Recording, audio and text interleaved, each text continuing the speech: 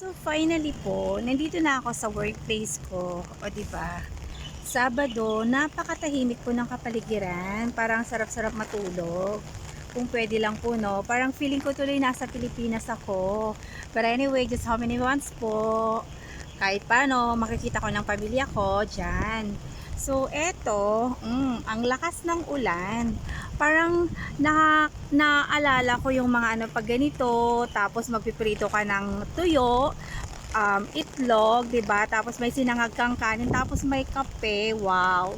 Ang sarap-sarap alalahanin. But anyway po, malapit ko na ulit ma-experience 'yan at ang nakakatuwa, grabe. Pag umuulan na ganito, ganito kami ng anak ko, naliligo kami sa ulan. Hindi ko lang alam ngayon kung mayayaya ko pa siyang maligo, 'di ba? Ang lakas. Pero anyway, I enjoyed it. Yeah.